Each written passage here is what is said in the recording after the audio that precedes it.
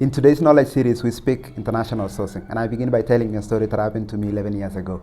At the time, I was an analyst supporting clients sourcing from 52 cities around the world. And so in this particular case, we begin making a choice to source from abroad. The item that we were sourcing was chemical additives that are used in concrete. So concrete generally has a very little lifespan. So we needed chemical that could be added to the concrete to make it more, to make it last longer. And so in Kenya, the same chemicals would cost us 3-4 times.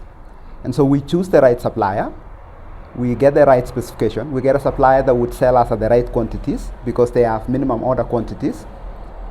And then we send the first deposit, production is complete, we finish we begin shipping the items after production was done. We choose a shipping line, we get our documentation done right, we handle verification at source, and guess what? Something happens. We made a mistake that we didn't realize. The pirates get hold of the entire ship, and the pirates ask for several millions of dollars. And so we have this back and forth.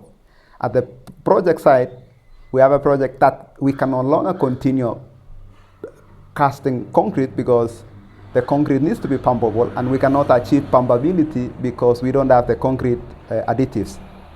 And so guess what happens? We wait, we continue buying locally for the same chemical additives. 2 months later, the shipping line is still handling a lot of negotiations with the pirates. And so I now come to believe that the story of pirates of Somalia is true. It happened to us. They managed to release the shipping line. Our consignment was so negligible. The insurance company together with the shipping line ended up paying the ransom.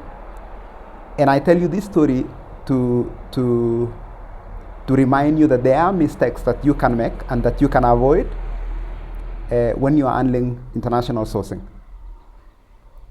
Critical is to choose the right supplier, to get the right specification, to handle all the documentation in a consistent way, from your bill of lading to your packing list to the entry to your import declaration form to the certificate of conformity. You have to have the documentation consistent.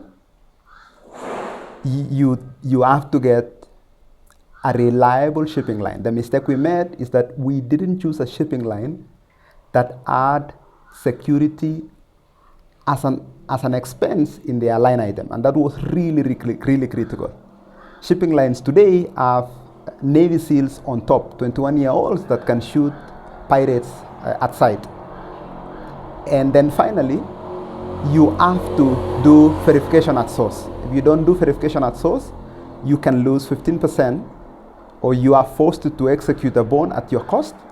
And in some cases, Kenya Bureau of Standards is mandated by law not to allow you to ship the consignment.